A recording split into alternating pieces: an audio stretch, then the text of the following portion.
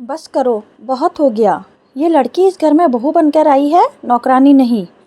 अगर तुम इसे इज्जत नहीं दे सकती तो कम से कम इसका अपमान मत करो। एक वक्त था, आंगन में हल्की हल्की हवा चल रही थी, लेकिन उस घर के अंदर एक अजीब सी खामोशी पसरी हुई थी।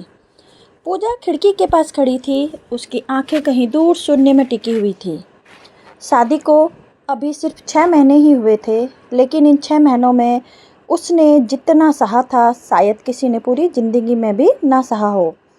उसका पति अमित हमेशा काम में व्यस्त रहता और सास का स्वभाव इतना कठोर था कि हर छोटी बात पर ताने देना उनकी आदत बन चुकी थी। इस घर में अगर कोई था तो जो पूजा की चुप्पी को समझता था तो वो थे उसके ससुर रमेश जी की। वे अक्सर दूर से ही उसे देखते, उसकी आंखों की नमी पढ़ लेते, लेकिन बिना कुछ कहे चुप रह जाते। शायद उन्हें यही समय का इंतज़ार था। एक दिन सुबह सुबह पूजा रसोई में काम कर रही थी। उसकी आंखों में नींद नहीं थी, क्योंकि पिछली रात भी सास ने उसे देर तक काम में लगाए रखा था। तभी रमेश जी धीरे से रसोई में आए और बोले, बहू, तुमने कुछ खाया? पूजा ने चौंक कर उनकी तरफ देखा।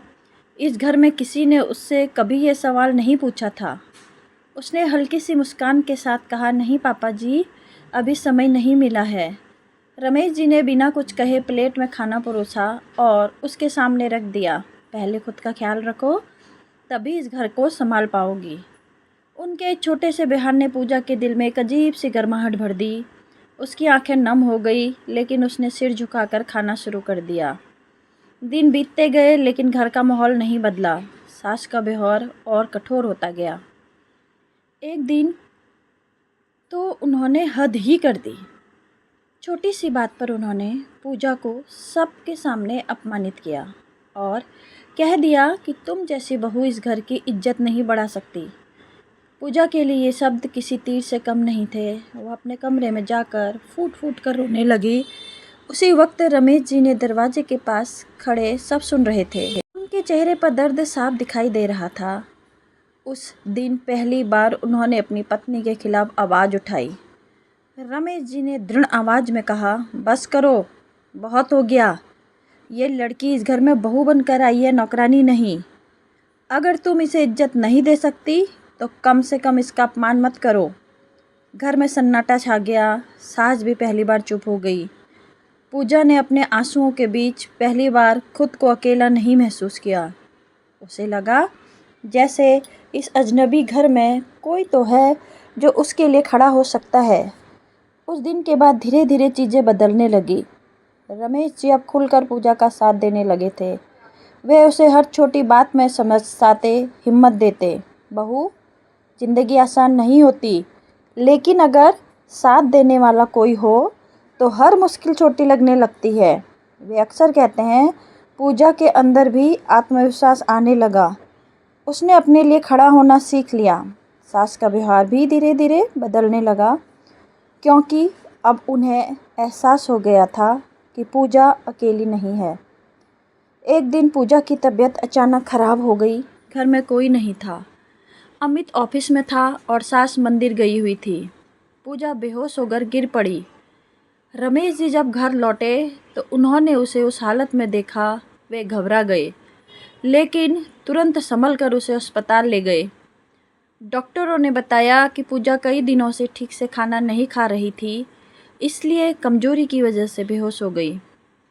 रमेश जी की आंखों में आंसू आ गए। उन्हें खुद पर गुस्सा आ रहा था कि उन्हें पहले क्यों ध्यान नहीं दिया।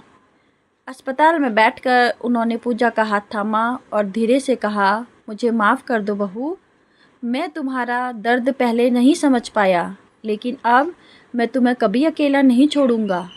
पूजा ने कमज़ोर मुस्कान के साथ उनकी तरफ देखा। उस पल में उसे अपने पिता की याद आ गई और उसे लगा जैसे भगवान ने उस घर में एक पिता का साया दे दिया है। घर लौटने के बाद सब कुछ बदल चुका था। सास का दिल भी पिघल गया था। उन्होंने पहली बार पूजा के सिर पर हाथ रखा और कहा, मुझे माफ़ कर दो बहू, मैं तुम्हें समझ नहीं पाई। पूजा ने बिना कुछ कहे उनके पैर छू लिए। उस दिन उस घर में सिर्फ रिश्ते नहीं, दिल भी जुड़ गए थे। समय के साथ पूजा इस घर की सबसे मजबूत कड़ी बन गई और रमेश जी वे सिर्फ उनके ससुर नहीं रहे बल्कि उसके लिए एक पिता बन गए।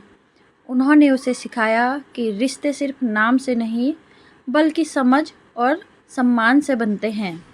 उस घर की खामोशी अब हंसी में बदल चुकी थी और पूजा की आंखों की नमी अब आत्मविश्वास की चमक बन गई थी, क्योंकि हर बहू को अगर एक समझदार ससुर का साथ मिल जाए तो हर मुश्किल बहुत ही आसान हो जाती है।